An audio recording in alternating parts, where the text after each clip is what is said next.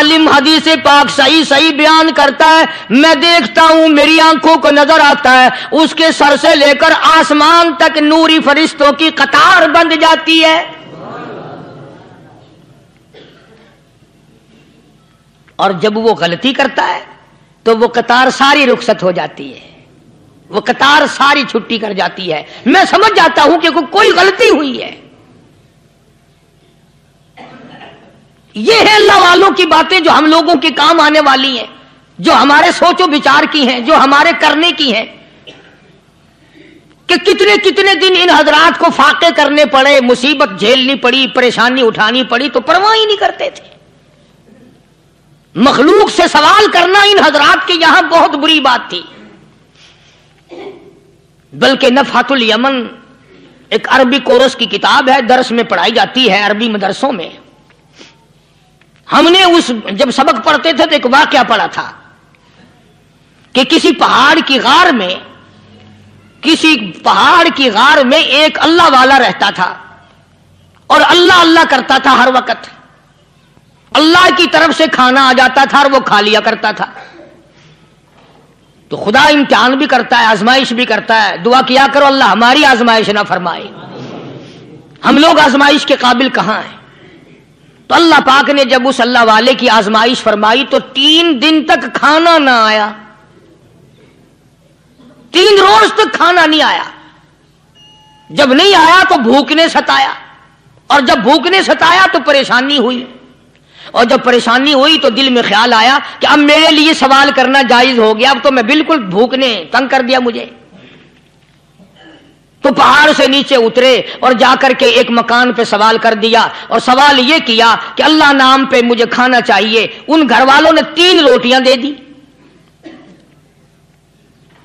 ان گھر والوں نے 3 روٹیاں دے دی، اور یہ اللہ کا ولی لے کے چل دیا۔ تو جس گھر سے 3 روٹیاں ملی تھی ان کے یہاں ایک کتا بھی تھا، وہ اس ولی کے پیچھے پیچھے لگ گیا اور بھونکار قریب تھا کہ کاٹ کھائے پھاڑ کھائے۔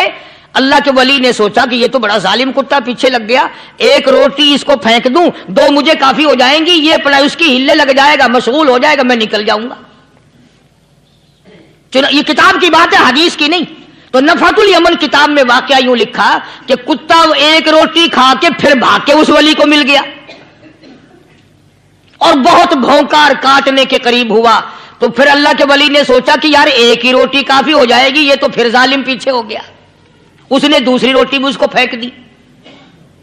اللہ کی شان، کتا دوسری روٹی کھا کر کے پھر ولی کے پیچھے پیچھے۔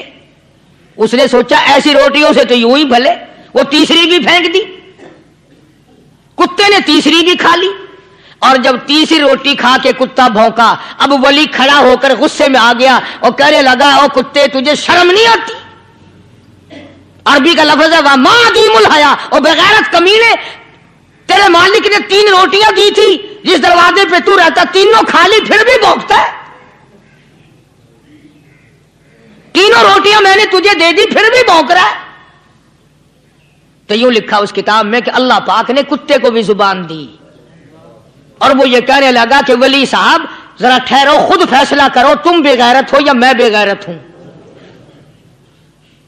فیصلہ جناب کریں، میں کتا ہوں، آپ ولی ہیں، جنت کے کھانے کھائے، ارے 3 دن نہ ملا تو آدمی کے دروازے پہ آ کے ماتھا گھسایا، جھولی پھیلائی، بھیک مانگی، مجھ سے قسم لے لو میں کتا ہوں، کئی مرتبہ 8 دن ٹکڑا نہیں ملتا، قسم لے لو اس دروازے کے سوا کبھی کسی دوسرے دروازے پہ نہیں گیا میں۔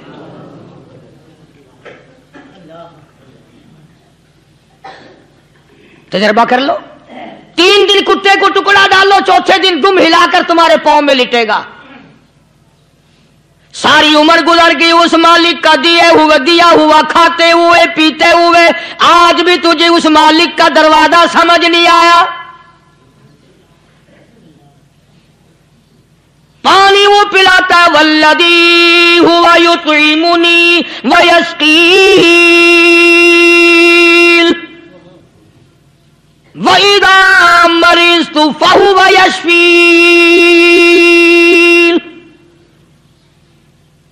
کتنا کھلاتا ہے، کتنے اعلیٰ درجے کے کھانے کھلاتا ہے، طرح طرح کے کھانے کھلاتا ہے۔ پالا اس سنبھالا اس نے، زندگی اس نے دی، اولاد اس نے دی، خوبصورت بیوی اس نے دی، گھر آباد اس نے کیا، تھوڑی سی پریشانی آ گئی، اب جا کے قبر کے سامنے جھکا کھڑا ہے، اس مالک سے میرا کام نہیں چلا، او 4 گز زمین میں پڑنے والا ہے، تو میری حاجت روائی کر دے۔